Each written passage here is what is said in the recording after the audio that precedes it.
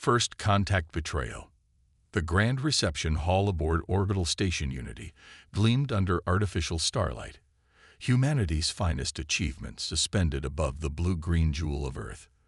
Dr. Elena Reyes adjusted her daughter's formal collar one last time, fighting the urge to smooth down Maya's unruly dark curls yet again. "Mom, you're fussing," Maya whispered, her dark eyes serious beneath the ceremonial circlet marking her as Earth's youth ambassador. At 14, she was already showing the brilliance that had made her the unanimous choice for this historic role. "I've practiced the greeting 100 times. "I know, Carino." Elena's hands fell away reluctantly. As Earth's leading xenobiologist, she should be professionally detached. But this was her daughter standing at the precipice of humanity's greatest diplomatic achievement. "Just remember to speak clearly and maintain eye contact, I know." Maya smiled, the expression transforming her solemn face. The Aldari might have been spacefaring for 10,000 years, but they're still just people. Different biology, same social needs. Elena nodded, pride momentarily overriding her anxiety. Maya's insight into cross-species psychology had astonished the selection committee. While other candidates had memorized protocols, Maya had intuitively grasped the deeper currents of alien communication. Her artwork, too, had captured something essential about the Aldari that even their advanced translation systems struggled to convey. Across the reception hall, Ambassador Chen approached with two towering figures. The Aldari moved with fluid grace despite Earth's gravity, their elongated limbs and iridescent skin catching the light. Behind their ceremonial masks, multiple eyes tracked the movements of the assembled humans with unsettling precision. "Dr. Rice, Ambassador Maya," Chen said formally, "may I present High Arbiter Kirvosh and Science Director Nal Ith of the Aldari Collective." Maya stepped forward and performed the complex greeting gesture perfectly, her small hands moving through the ritual patterns with confidence. "Esteemed representatives of the Aldari Collective, Earth embraces your wisdom and offers friendship across the stars." The Aldari's translator modules hummed, but Kirvosh raised a six-fingered hand to silence them. "We understand your words, young one," the High Arbiter said in accented but perfect English. "Most unexpected." Science Director Nalith leaned forward slightly. Behind his ceremonial mask, his multiple eyes narrowed. Such neural complexity in one so undeveloped. Fascinating.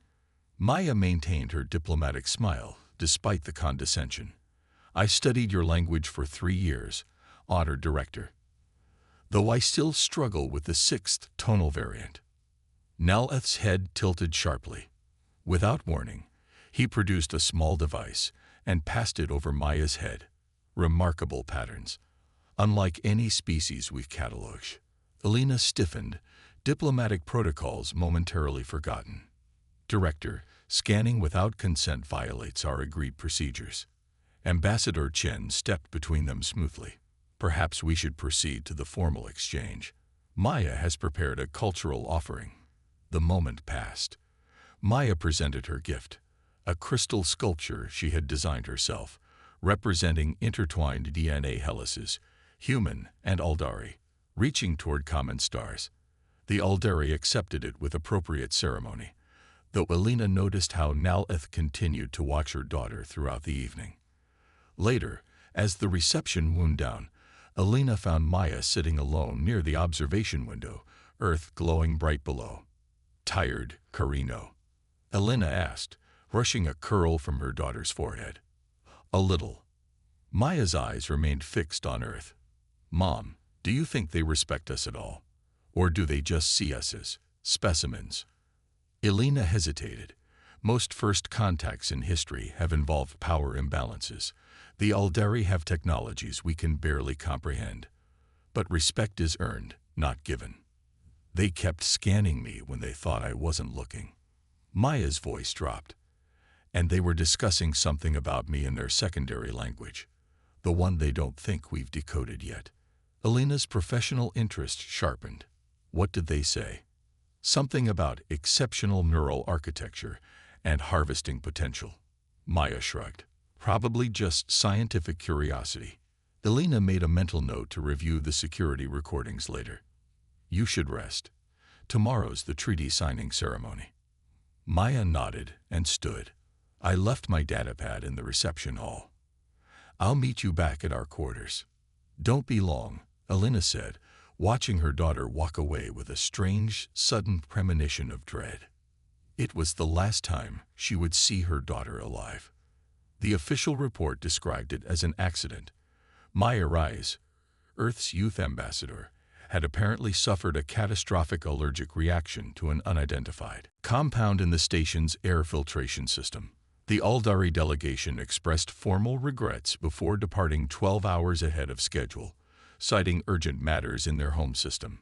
Elena sat alone in the sterile room where her daughter's body lay, covered by a sheet. The medical examiner had completed his work, concluding there was no evidence of foul play. Natural causes, the report stated. A tragic coincidence. I don't believe in coincidences, Elena whispered, her grief momentarily eclipsed by cold, scientific suspicion. She had spent her career studying alien biology. She knew the impossibility of a random alien compound causing such a specific reaction. When the attendant stepped out, Elena pulled back the sheet. Maya looked peaceful, as if sleeping. Only the small, nearly invisible puncture mark at the base of her skull betrayed the truth. Elena recognized the signature immediately. She had studied similar extraction techniques used by the Aldari in their biological research. They had taken tissue samples, neural tissue, based on the location, just as Maya had overheard them discussing. Specimen collection, not an accident, not an allergic reaction. Murder. Her hand shook as she covered her daughter's face again. Grief would come later. Now there was only ice in her veins, and the beginning of something that felt dangerously like hatred. I will find out why, she promised her daughter's silent form. And they will answer for this. 3 days later, Elena stood before Admiral James Harrison in his Pentagon office, her evidence meticulously prepared. Dr. Reyes, I understand you're grieving, the Admiral said, his expression sympathetic but guarded. But these accusations are extraordinary. The evidence is indisputable. Elena's voice remained steady as she displayed the microscopic images. This is the cellular disruption pattern from a standard Aldari neural tissue extraction. We've seen it in their research on non-sentient species. And this, she switched images, is from Maya's brain stem. The patterns are identical. Admiral Harrison studied the images, his military discipline not quite hiding his discomfort. Even if you're right, and I'm not saying you are, what would you have us do? The Aldari Collective spans hundreds of systems. They have technology centuries beyond ours. I want the truth acknowledged, Elena said. I want justice for my daughter.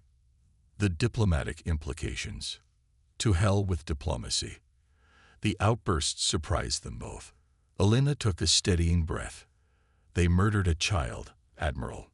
Earth's chosen representative. If we let this pass, what message does that send about humanity's place in the galaxy? Harrison's expression hardened. It sends the message that we're pragmatic enough to survive. The Aldari could obliterate Earth without significant effort. Or perhaps they'll respect strength more than submission. Elena gathered her evidence. Either way, I'm not staying silent. Dr. Reyes. Harrison's voice carried a warning. Official channels have determined this was a tragic accident. Contradicting that finding publicly could be considered a threat to planetary security. Elena looked at him with sudden clarity. You already knew, didn't you? You suspected what they did, and you chose to cover it up. Harrison didn't deny it. Sometimes leadership means making impossible choices to protect billions of lives. At the cost of justice. At the cost of truth. Elena stood. My daughter deserved better from her own species. The matter is closed, Doctor, Harrison said firmly. I suggest you take compassionate leave. Give yourself time to grieve properly. Elena walked to the door before turning back. Admiral, has it occurred to you to ask why they wanted her neural tissue? What they saw in a human child that was worth risking diplomatic incidents for. Harrison's silence was answer enough. That's what terrifies you, isn't it? Elena continued. Not just what they did, but why they did it. What if Maya wasn't the first? What if she won't be the last? She left without waiting for a response, her mind already calculating her next move. If official channels were closed, she would find another way. The truth about Maya deserved to be heard, not just for justice, but because humanity needed to understand what they were truly facing among the stars. In her apartment that night, Elena bypassed 3 layers of security to access restricted files from her work at the Xenobiology Institute. Her security clearance as lead researcher gave her access to classified reports from other first contact scenarios across the galaxy. What she found chilled her to the bone. The Aldari Collective had made contact with 17 other developing species in the past century. In 15 cases, diplomatic incidents resulted in unexplained deaths of representatives, often the youngest or most gifted.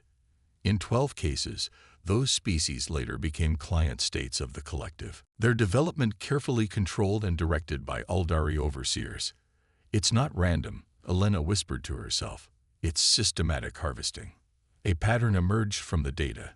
The Aldari targeted species with unique neurological structures, especially those exhibiting what their scientific journals termed emotional cognitive integration.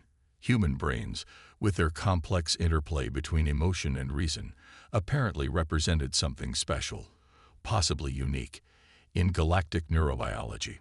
Dawn was breaking when Elena made her decision.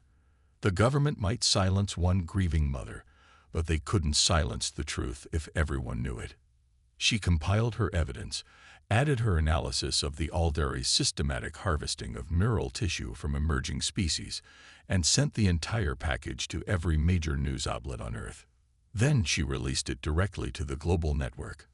My name is Dr. Elena Reyes, her message began. 3 days ago, my daughter Maya was murdered by representatives of the Aldari Collective. Our government has chosen to cover this up. But every parent on Earth deserves to know that aliens murdered a child, and our leaders did nothing. This wasn't an isolated incident. The Aldari have been harvesting neural tissue from multiple species across the galaxy. We are not their first victims. But I promise you this, we will be their last. Within hours, Elena's evidence was everywhere. Protests erupted outside government buildings worldwide. Military recruitment centers were flooded with volunteers. Factory workers abandoned regular production to focus on defense equipment. The Aldari response came swiftly, transmitted to all Earth governments simultaneously. Primitive species should not make accusations against their betters. Corrective measures will be implemented if this defamation continues. Their arrogance only fueled humanity's outrage. In an emergency session, the United Earth Council faced the public's fury. The president looked grim as she addressed the gathered representatives.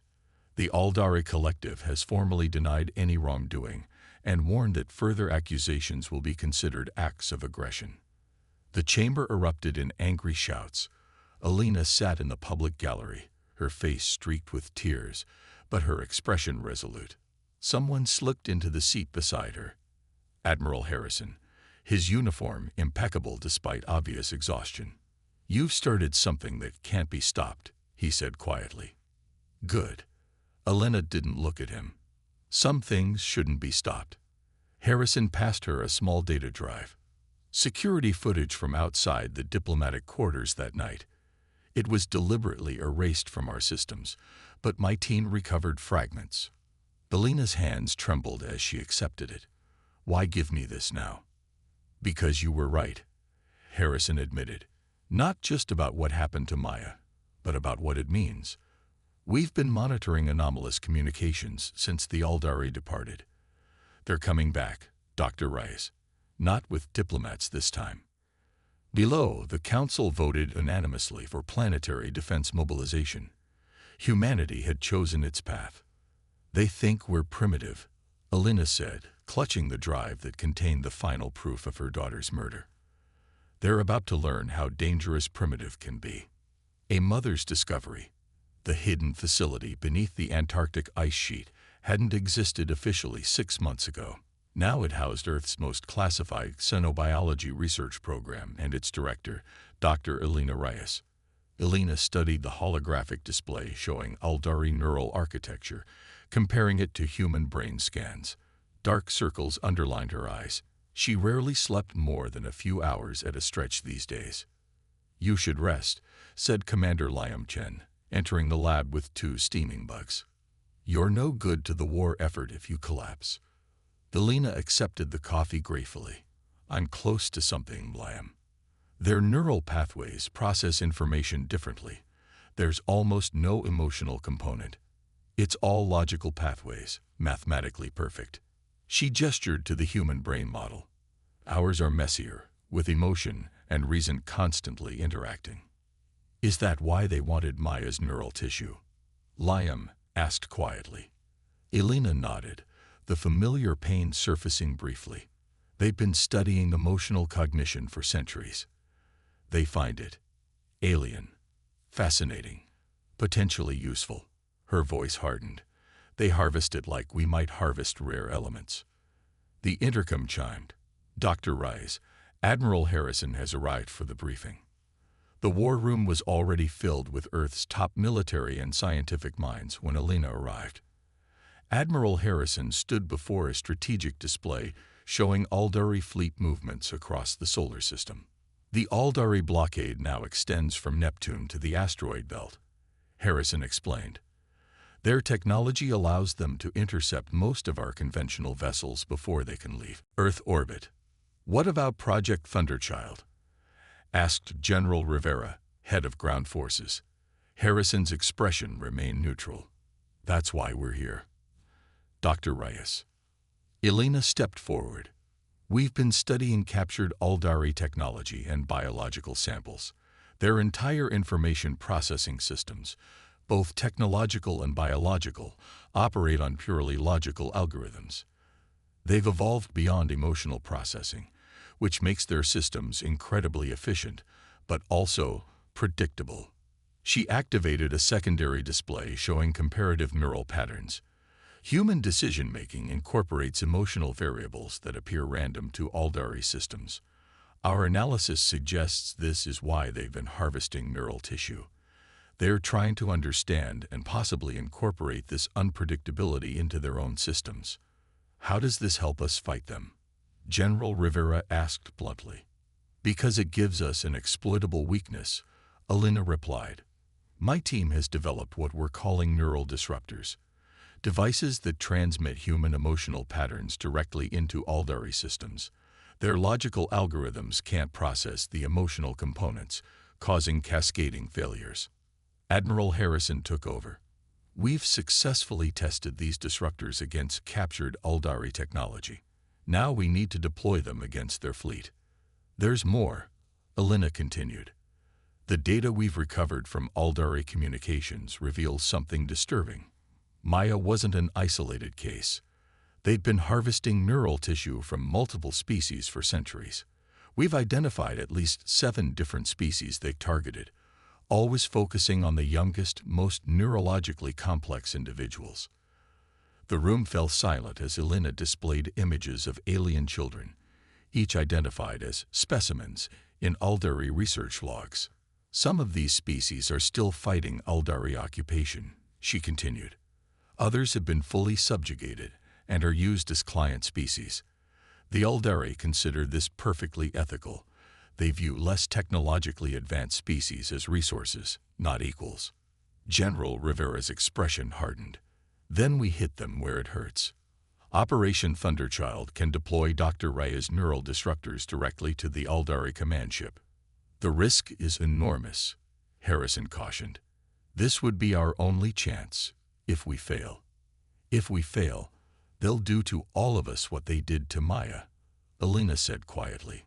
"They'll harvest what they find useful and discard the rest." The meeting continued into the night, strategies debated and contingencies planned. When it finally ended, Elena found herself alone with Admiral Harrison in the war room. "Are you sure about this?" Harrison asked, his official demeanor slipping to reveal genuine concern. The neural disruptors will be most effective with fresh emotional patterns. Elena nodded. My grief for Maya is the strongest emotional pattern we have. The extraction process will be painful, but it's our best chance. It could permanently affect your memories of her. Elena touched the small photograph she always carried, Maya laughing on her 13th birthday, dark curls wild around her face. Some memories will remain. And if they don't, at least I'll know why they're gone. Harrison's comm unit buzzed with an urgent alert. His face paled as he read the message. What is it? Elena asked.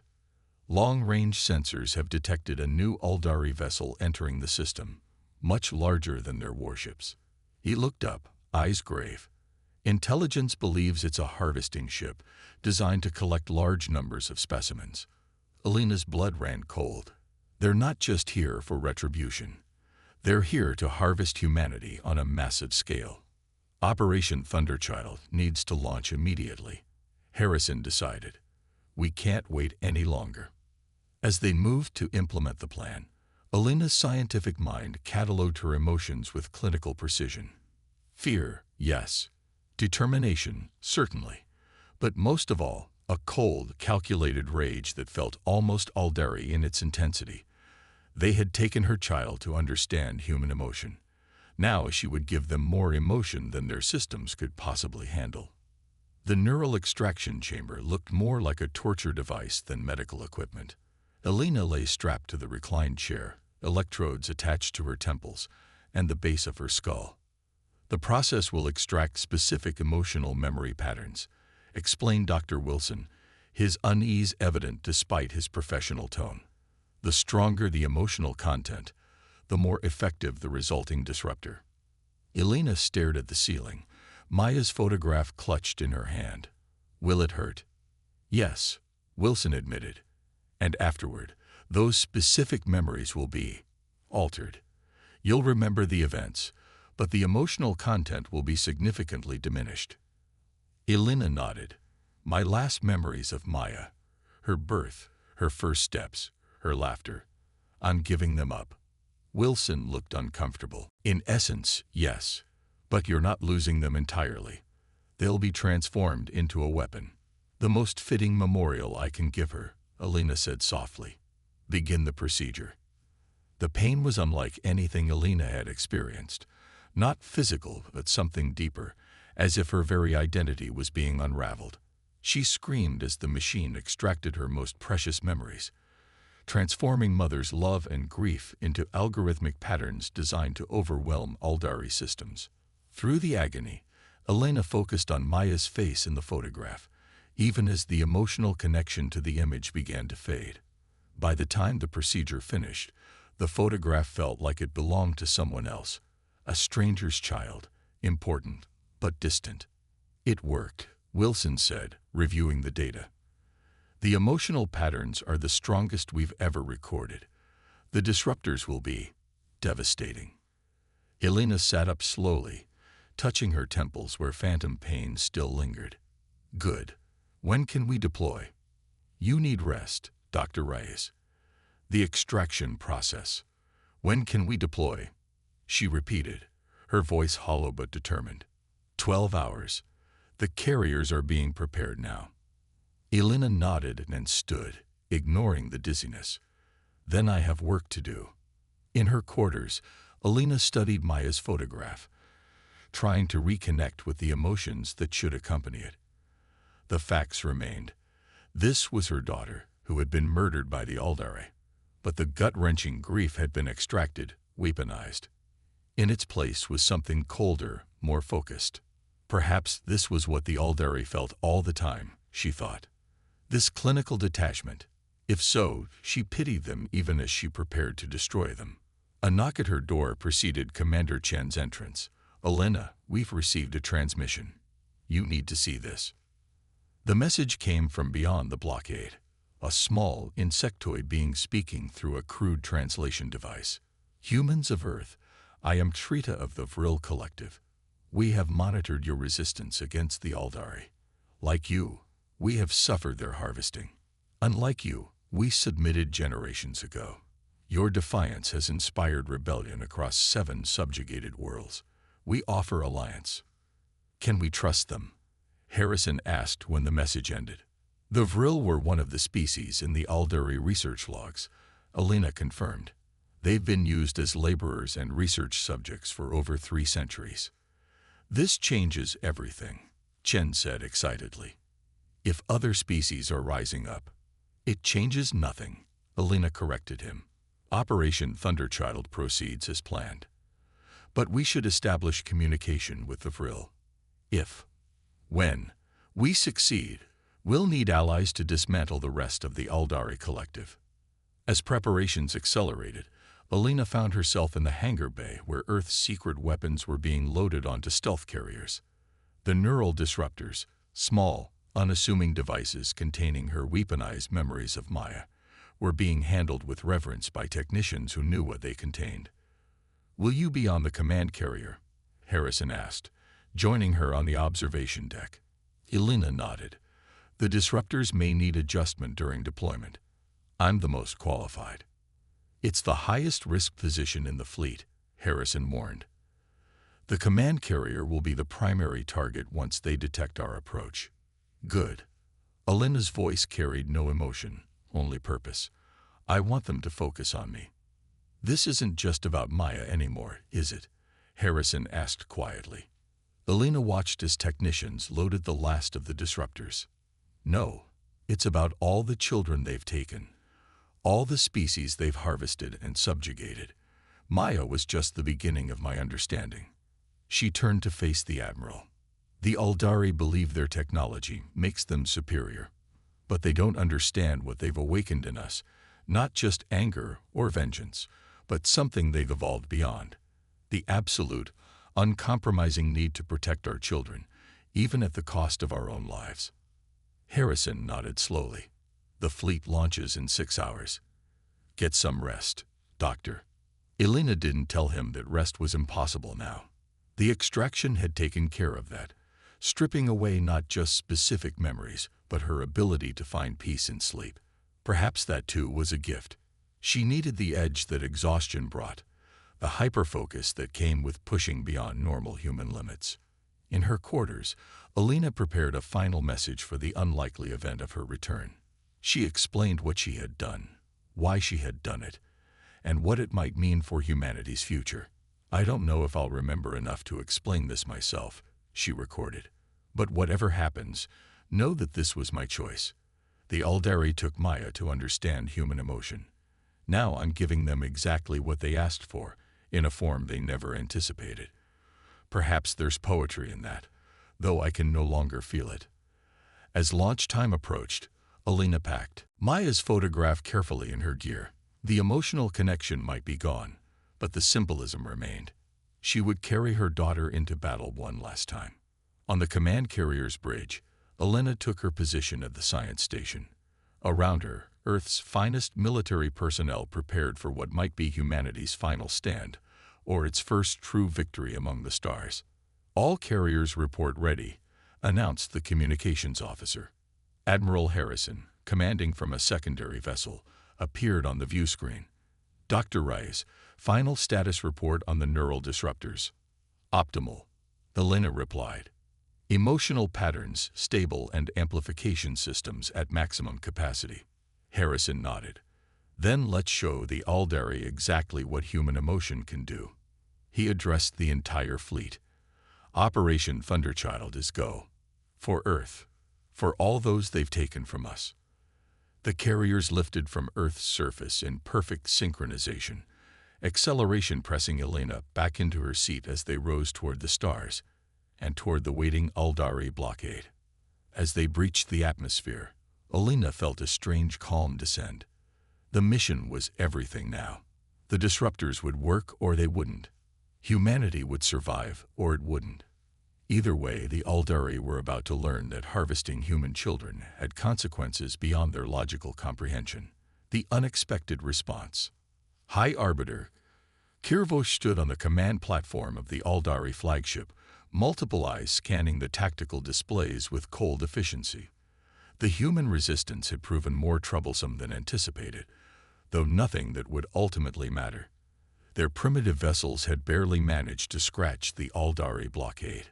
"The harvesting ship has reached optimal position," reported Commander Nereth. "Specimen collection can begin once planetary defenses are neutralized." "Proceed," ordered Kervosh. "The Directorate requires 10,000 neural samples for the integration project. Prioritize juveniles with complex emotional patterns." "Unusual energy signatures detected," interrupted the sensor officer. "Multiple small vessels approaching from the dark side of their moon." Kervosh dismissed the concern with a languid gesture. "Deploy standard intercept protocols. Their technology is primitive. Behavior pattern is irregular," noted the tactical officer. "They're not following predictable vector approaches." For the first time, a flicker of unease disturbed Kervosh's logical certainty. The humans had consistently defied tactical predictions since the blockade began, employing strategies that Aldari war algorithms classified as inefficient or irrational. Yet these very strategies had allowed several of their vessels to penetrate defensive lines before being destroyed. "Adjust algorithms to compensate for human irrationality," Kervosh ordered. "All vessels target the approaching craft."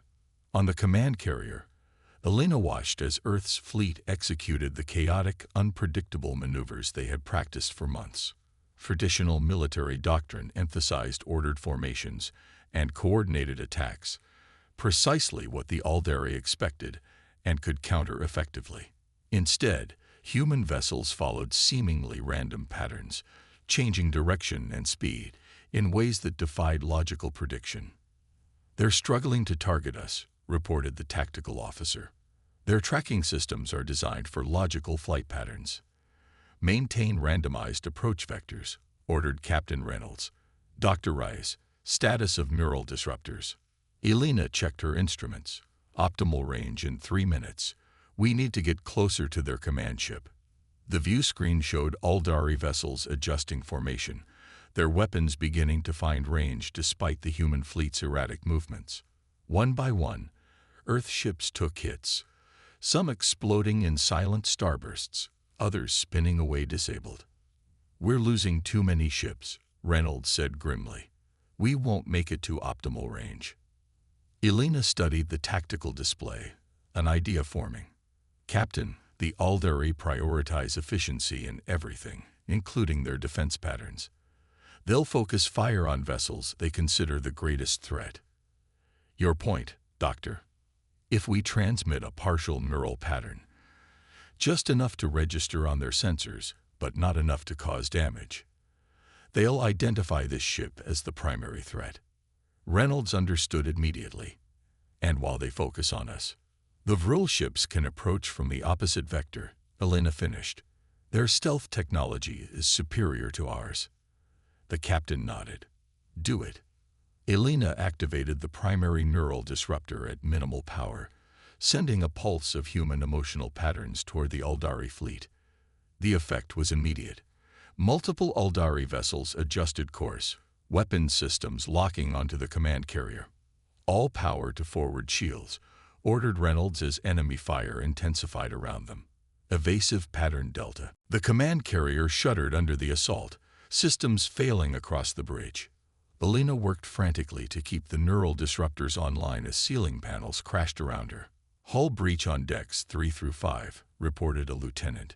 "We can't take much more of this." Through the chaos, Elena watched the tactical display. The Vril ships, nearly invisible to Aldari sensors, were approaching the enemy flagship from behind. "Just a few more minutes.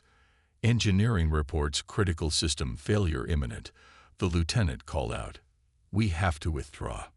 "No." Elena's voice cut through the smoke and alarms. "We hold position. The Vril need more time." Captain Reynolds met her gaze across the damaged bridge, understanding passing between them. He nodded once. "We hold position. All remaining power to weapons. If we're going down, we take as many of them with us as possible." On the Aldari flagship, the first warning came too late.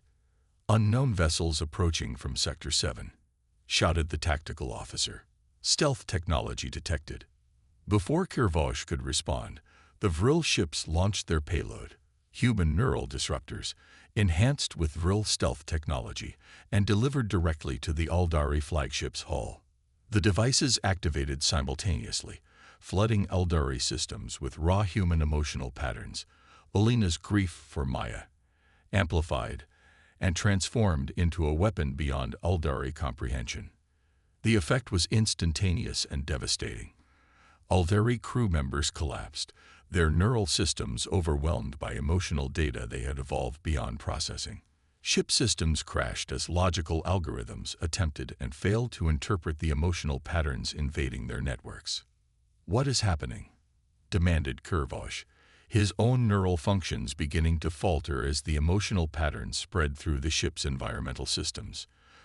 For the first time in his centuries-long existence, he felt something beyond logic: fear, confusion, and a terrible empathy for the humans whose child they had harvested. "It's emotion," gasped Commander Nareth before collapsing. "They've weaponized grief." Across the Eldari fleet, as neural disruptors deployed by both human and Vril ships activated, the same scene repeated. Ships drifted out of formation, their crews incapacitated, their systems compromised by data they could not process. The harvesting ship, largest of the Eldari vessels and primary target of the operation, suffered the most complete systems failure. Its massive hull, designed to transport thousands of human specimens back to Eldari space, began to break apart as critical systems shut down sequentially. On the command carrier, Captain Reynolds watched in amazement as Eldari vessels went dark or began drifting aimlessly. "It's working," he breathed. "My God, it's actually working." Elena showed no emotion as she monitored the disruptor's effectiveness. The extraction procedure had taken that from her, at least for now. But she understood the significance of what they were witnessing, the beginning of the end for Eldari dominance. "The harvesting ship is breaking up," reported the tactical officer. "Eldari flagship showing critical system failures across all decks. Transmit to all Earth and allied vessels," ordered Reynolds. "Target disabled Eldari ships. No survivors." Elena didn't flinch at the order. The Eldari had shown no mercy to the species they harvested. They would receive none in return. As Earth's remaining ships methodically destroyed the helpless Eldari vessels, Admiral Harrison's voice came through the damaged communications system. "Command carrier, this is Admiral Harrison. Report status." "Mission accomplished, Admiral," Reynolds replied. "The neural disruptors exceeded expectations. Eldari fleet is neutralized. Harvesting ship destroyed." "And Dr. Reyes?" Elena leaned toward the comm unit. "Still here, Admiral. The disruptors performed exactly as designed." "Good work, Doctor." Harrison's voice softened slightly. "The Vril representatives are requesting a meeting. They say this is just the beginning." Elena looked at the view screen, where the remains of the Eldari fleet drifted like dead insects in a pond. "Yes," she agreed. "Just the beginning."